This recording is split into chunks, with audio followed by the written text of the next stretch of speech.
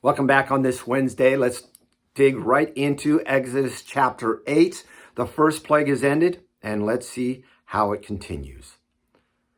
Verse 1. Then the Lord said to Moses, "Go into Pharaoh and say to him, 'Thus says the Lord, let my people go that they may serve me. But if you refuse to let them go, behold, I will plague all your country with frogs. The Nile shall swim with frogs that come up into your house and into your bedroom and on your bed and into the houses of your servants and of your people and into your ovens and kneading bowls. The frogs shall come up upon you and on your people and on your servants.'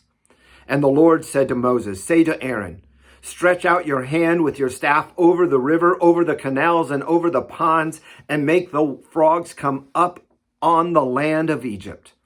So Aaron stretched out his hand over the waters of Egypt, and the frogs came up and covered the land. But the magicians did the same by their secret arts, and made frogs come up on the land of Egypt." As we look at this, we might be wondering, why the frogs, right? What do frogs have to do with all of this? Well, frog is actually one of the gods, or goddesses, I should say, of the Egyptians, the goddess Hecht. And it was one that would provide for the people of Egypt, provide people and power for them. So by making these frogs appear, it was showing that the Lord, Yahweh, was more powerful than one of their gods. He kind of addresses this in other ways throughout, but this is one of the great ways.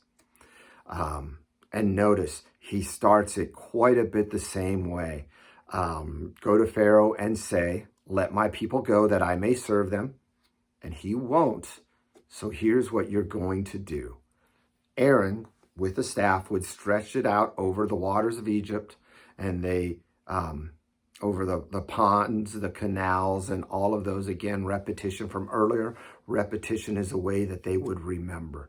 And the point here is that God was doing a great thing. Yet the magicians, Pharaoh's people, continued to make that happen for them as well.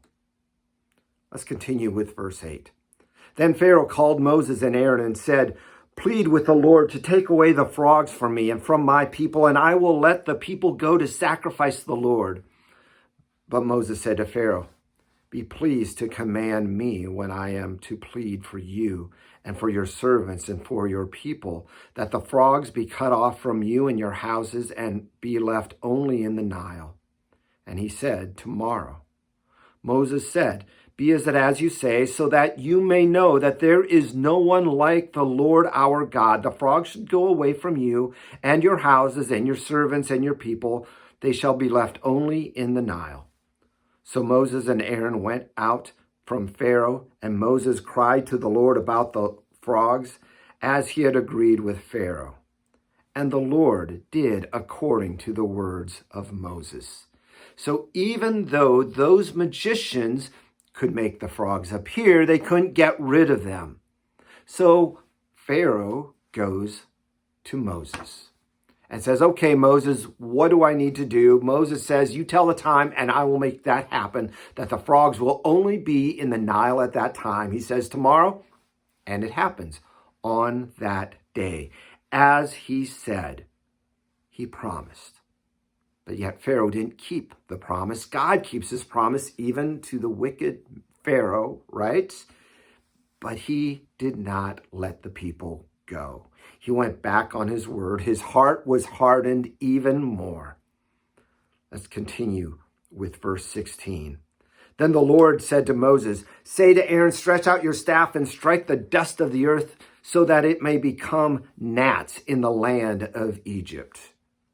That is the third plague, the plague of gnats. And I don't know if there's anything more irritating than gnats as they get in your face and your nose, all of that. Can you imagine having the land filled with them? Verse 19, we look and it says, "Then the magician said to Pharaoh, This is the finger of God.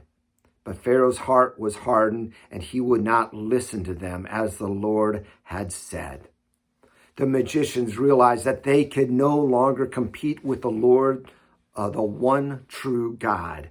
They saw that this was the finger of God causing these things to happen, not even the full power, but just a part of God's power.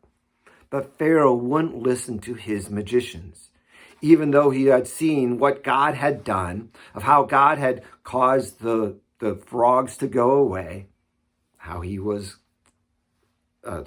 the people, the magicians had said that this was the work of God, but yet he wouldn't listen. Verse 20.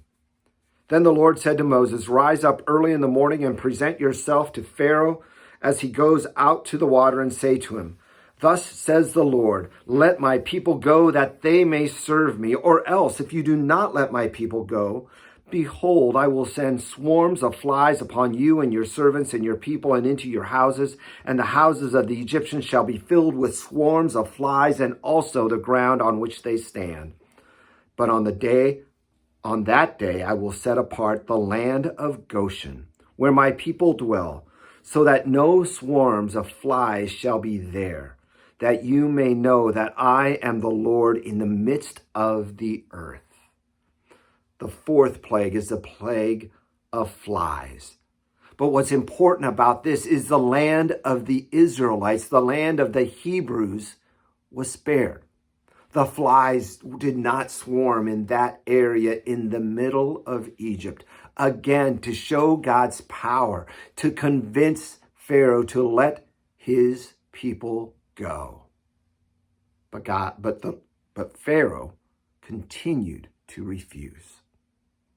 We'll pick up with the next plagues coming up in the next few days. God bless.